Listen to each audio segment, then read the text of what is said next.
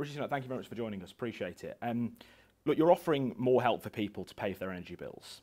Let's talk numbers. Let's talk money here. How much more money are you talking about giving people this autumn? Well, taking a step back, we know that it's going to be a challenging period for millions of families over the winter period. That's why, as Chancellor, I announced significant support worth around £1,200 for the most vulnerable families. But as Prime Minister, I want to go further than that because we now know that bills are likely to be higher. And people have seen me over the last couple of years. I've always acted to support those who need our help.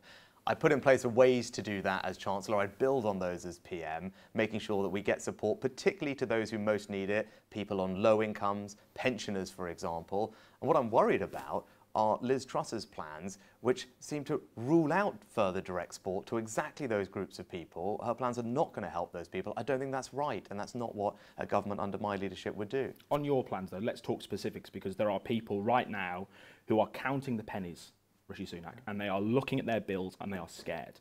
And they need to know, they need to plan over the next 7 weeks what money's going to come. So talk us through the numbers. How much more money are you offering them? Are you proposing here? Well, I want all of those people to have peace of mind. I want people watching Give them peace to of mind. have Tell peace of them mind. how much more money they're going to get. Well, we don't know exactly what energy bills are going to go up by. So it would be wrong for me to sit here and put a precise figure on it when we don't have the numbers. I'm not actually in the office right now. But what people know is my track record. When earlier this year we heard from Ofgem that the bills on average would be up around £1,200 over the year, I announced support worth around £1,200 for the most vulnerable families, those on low incomes and pensioners. Absolutely. So when Ofgem said it's, look, £2,800, you came out and said it's going to be £400 universal payment and £1,200 for the most vulnerable. You now know it's going to be more than that. It's going to be around £3,400, £3,500. Based on that figure, you're going to give people more money. Are we talking here about an extra £100, £200? Give people a sense here of what they can expect. But it looks like, in general, the increase in bills compared to what we thought before is a few £100 more. Now, it's hard to be precise, and because we don't know yet, but what people can see is that's the kind of scale that I did before. I wanted to make sure that the most vulnerable, more, pensioners and the low-income households that I care most about do get the help that they need. And I want them to have peace of mind. That's what I stood up and announced a few months ago. And I'm always going to want to make sure that those families have that peace of mind, particularly those on pensioners and low incomes. And what I am worried about, as I said, is Liz Truss's plans on tax are not going to provide any help for those people. Just to give you an example, someone earning a salary that she earns, for example, or someone who's doing very well, is going to get a tax cut worth £1,700.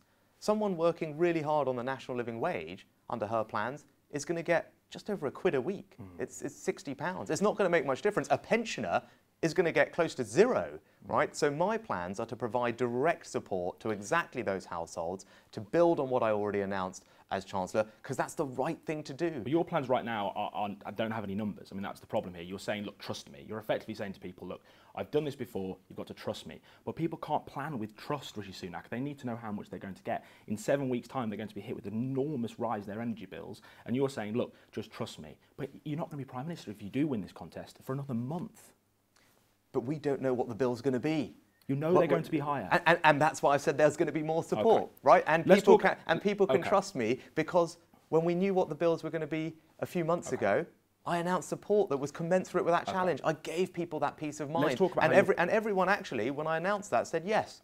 That is sufficient support to help people get through a difficult time, because I do want people to have that peace of mind. But let's be really clear here. Yeah. My plans are going to help people. Well, because that's what I did before. And I'm worried about plans that aren't going to provide that help to people, because that's not right. Let's talk about how you'll pay for it. You've said you'll pay for this uplift through government efficiency savings. How much you propose those efficiency savings will raise? Well, look, I need to obviously have the job and go through all the numbers in detail. So you don't know. But it's very clear that for the scale of the things that we're talking about, given what we think the bills are going to be, the money we need, I'm confident that we can find the money from across other government spending departments. I'm confident I can find it, maybe when I become Prime Minister. Well, hang on. I already did. Actually, just one of the last things I did was find over £1 billion from across government spending so that we could save that money and send it to Ukraine to help support the war effort in Ukraine. I just did that. But your last package of help on energy bills was over £15 billion. So are you saying that you think you can find government efficiency savings anywhere near that level to support people. But that's not what the scale of what we're talking about is. If you look at the increase in energy bills that we're talking about, the extra compared to where we were before, and the extra money that's going to require, it's not at that scale. Okay. It's at a much smaller scale, which I think is manageable to find, and I've got a track record in doing it. On that direct question of how much you think you can save through efficiency savings, last year the government saved around £3.4 billion through efficiency savings. Do you think you can save that again? Because government departments have been asked to make efficiency savings for years now. Well, just a couple of months ago, I found an extra £1 billion of efficiency savings so that we could send that money to Ukraine to help them support their war effort. So I literally just did that as Chancellor. I'm confident I can do that as Prime Minister, because it's really important that we get help to people who need it. And that's why my plans are sensible, because they're focused on those who most need help. Right? That makes it much more manageable for us to find the money to do that, in contrast to the plans from Liz Truss, which are tens and tens of billions of pounds of borrowed money, not actually helping people who need help, not helping pensioners, not helping those on low incomes, and risks fueling inflation, making it worse, pushing up mortgage rates. That's not a plan that I think is right for the country. On energy bills, look, they're not going to come down anytime soon. They're going to stay high for some time. The Bank of England predicting we're going to be in a recession for over a year. When this comes around again next time, and the next time, and the next time, are you going to simply give people handouts every single time? Because you can't keep doing that, can you? There comes a point where you're going to have to say, I can't just keep finding money down the back of the sofa. I can't keep borrowing the money. So what's the long-term plan here? Yeah, I think that's handouts. No, it's absolutely the right question, because what people are interested in is not just the short-term, the sticky plaster solution. They want to know what's the long-term answer to this problem, and I agree with them. So here's a couple of things we can do. We need to increase the supply of energy at home with more offshore wind, for example, more energy storage during the middle of the year so we can buy energy cheaply then and use it in the winter. We also need to embark on a major programme of energy efficiency. We have millions of homes where the government could help work with people to improve the insulation that they have. That's not particularly complicated, and it doesn't cost the earth, but what it can do is not only reduce our energy needs as a country, which is great, improves our energy security, it also can save people £300–400 off their bills permanently. And that's a programme that I would like to turbocharge as Prime Minister, because that's how we're going to solve this problem in the long run. But I want this to be a challenge that we just have to deal with this year. Yep. I want to help people get through this winter. Okay. What I don't want are policies that risk making inflation far worse and lasting far longer, so that this conversation is happening next year. And that's what I'm worried about when I hear proposals to borrow literally £40–50 billion and put that into an economy which is already seeing high inflation. That's the risk. Let's talk about the NHS, because in parts of the country it's on its knees. I don't know whether you've tried recently to get a dentist appointment or a GP appointment, but for some people it is now impossible. One of your plans is to fine people who skip GP appointments, but staff we speak to in the NHS say that would be extra time, it would take money to implement that, and actually in the end it would be counterintuitive. That's not the big plan, is it really, to help the NHS? What's your big policy, your big plan to help the NHS right now? I talk to different people about it, and in fact I come from an NHS family myself, so I passionately care about this. It's really important to me. And actually, lots of people have told me that they really like that idea, because at the moment there is something like... It's a great idea, but in practice, is it practical? How much will it cost to implement? Well, hang on. How much will it raise? When I decided to do furlough, was that practical? Did anyone think that was possible? That in a matter of weeks I could design and implement a system that would help save over 10 million people's jobs, and it worked brilliantly well? And we didn't even know about it before we came up with the idea. So look, I think people can trust me that I can actually implement difficult things and make them work. But this is really important. 15 million missed appointments every year. It's not just at GPs, it's at hospitals as well. That doesn't value our doctors' time, and it deprives people of the care they need. So if we can change the behaviour, if we can make sure that people cancel those appointments well in advance, we free up all that extra healthcare for people who need it. And it hasn't cost us, any of us as taxpayers, an extra penny. That's the kind of bold, radical thinking we need, actually. And that's just one of my ideas to help tackle the issues in the NHS. Another one I want to do is create new elective surgical hubs, dedicated units to do routine hip surgery and knee surgery. They use them in the private sector. They work really well. The doctors love them. It means they're much more efficient. And we need to do more of that in the NHS. And if we do that, that's also going to help us get the backlogs down. But again, look, this is my plan. I've got a plan that is actually going to radically tackle these things and improve the healthcare that we have. And what I haven't seen from anyone else are their proposals. And in the NHS, we have a chronic staff shortage. We need more foreign workers, don't we? That's the reality. And we are using migration to help with getting up the nurse numbers. We're agree training people at home. We need more foreign workers to come and work for the NHS. And that's why we have already put social care workers, for example, on the special list to get special visas. But look, here's the other thing we need to do. We need workers across the economy, right? And the economy is crying out for workers. I think we really need to look at how we're working with our unemployment benefit system and make sure that actually we're supporting people off benefits and into work. At the moment, there are more people claiming unemployment benefit than there are job vacancies in the economy. So I think there's an opportunity to support people off welfare into work. That's good for everyone. I think everyone would support that policy. And you talked about the NHS. You know, I raised extra money to put into social care. Why? Because I wanted to support our social care workforce. I want them to feel valued, appreciated, to have a sense of career progression. And with my plans and my investment, they will get that and they will stop leaving the industry in the way that they are. We are near Newcastle here. There are more children growing up in poverty in Newcastle and the North East, more than anywhere else in the country. Is this the kind of deprived urban area that you believe was getting too much money at the expense of Royal Tunbridge Wells? So poverty is awful, particularly poverty that affects children and all of that. Any of us, I think, when we see that, it just really tugs at our hearts. That's an awful thing to have to see. Now, the best way to ensure that children don't grow up in poverty is to make sure that their parents are in good work. Was the Treasury shoving too much money into deprived urban areas like this, in your opinion? Yeah, but you know where we're also going to be later on today? We're going to be in Teesside.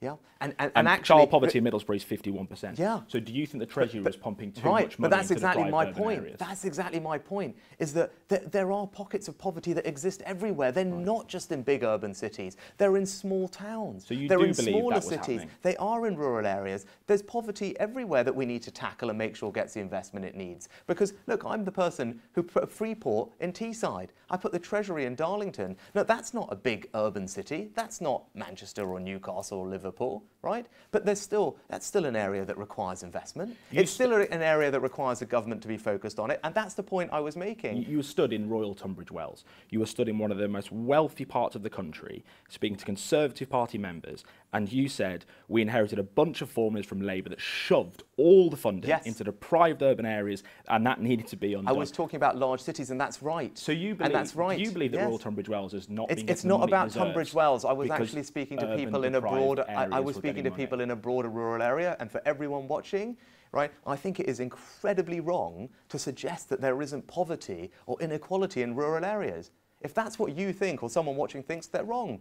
Of course there is poverty. Of course there is inequality in rural areas. The idea that there isn't is, I mean, I don't know who thinks that. That's absurd. You'd be willing to repeat that, what you said? I'm willing to. I am repeating Newcastle it. City Centre today. Absolutely right. It is absolutely right. I'm the Chancellor who focused a lot of attention on Teesside. Teesside is not one of those big cities that people talked about in the past. Teesside is an area that also requires the government to be focused on it. That's why I put the Treasury in Darlington. That's why I created a Freeport in Teesside that's bringing jobs and investment so that kids here are not going to grow up in poverty because their parents are going to have great new jobs at the Freeport working on carbon capture and storage or offshore wind or the new vaccine manufacturing. Right? So to say that there are places like Teesside or indeed rural areas, which by the way I also represent, the idea that there aren't people who need help there is wrong, right? And actually to focus only on big urban cities is wrong. There are plenty of people who need help who live outside of those areas, and under my government, they will get the investment and the support that they need. You say you're the underdog in this race, but your team keeps saying that the polls that put you second are wrong. Which one is it?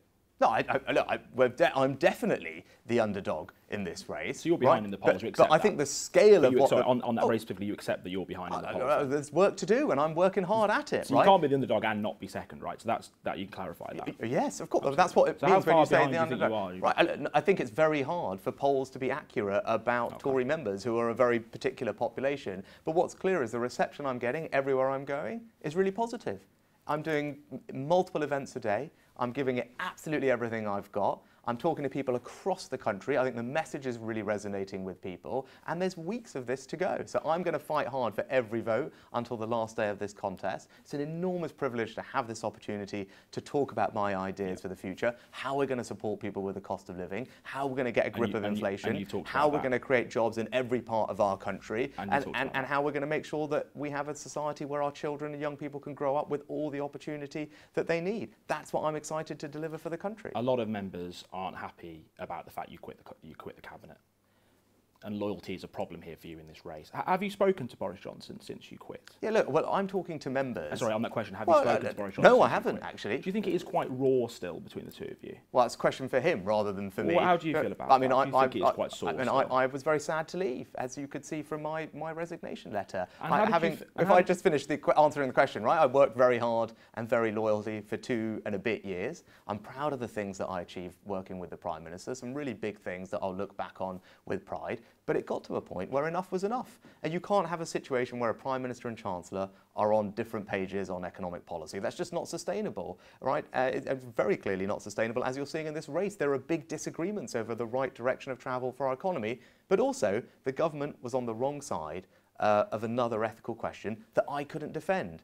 And it wasn't just me, it was 60 other members of Parliament, 60 other members of the government also resigned because enough was enough for them as well. And now we need to look forward. And you quit at the same time as Sajid Javid, a good friend of yours, who's now backing Liz Truss. That must have hurt you when he said he was backing Liz Truss over you. I mean, look, everyone in this contest is going to make their own choice. I've got enormous respect for Saj. On the same day that he decided to back Liz Truss, I received the endorsement of Nigel Lawson, Margaret Thatcher's Chancellor, one of the most successful chancellors that this country's ever had. That meant an enormous amount to me, right? I was really proud to receive the support of someone like him, particularly when the debate in this race is about economic policy, and we've got one of the most successful and revered Conservative chancellors of all time endorsing my approach to the economy. I was really delighted to have the support. My final question, because I know you've got to go. My final question. Your life has been one big success story. You've had a very successful family business. You went to Oxford, Stanford. You became an MP. Not long after that, you became Chancellor, and now you're running for Prime Minister. But you could lose this race. But every poll suggests you're going to lose this race. How do you feel about the idea of losing for the first time in your life? Well, I wouldn't say that, but what I would say is I'm fighting incredibly hard for every vote, and I'm going to fight till the last day of this contest. You're not I'm going to go position, though, are you? You're not used to being in this position. You're not used to being the underdog. You're not used to being in this position. If you should come out on the road with me, you should talk to the people I'm meeting. I think they would tell you I'm giving it absolutely everything I've got. To the last moment of this race, I will be fighting hard for every vote. I'm fighting for the things that I passionately believe in, because I believe my plan for the country is the right plan. I believe we can build a better Britain where our kids will grow up safely on the streets, where our NHS is reformed and efficient and there for us when we need, where our schools and apprenticeships are providing opportunity for young people, where our economy in places like the North East is getting the investment it deserves and creating the jobs for the people here. That's the kind of Britain that I want to build, and it's a Britain built on my values of hard work and aspiration and hope and family, and I'm really excited and privileged to have the opportunity to talk to everyone about that, and I'm going to keep doing that until the last moment of this race. Okay. Rishi Sunak, thank you very much. Appreciate it. Thank you.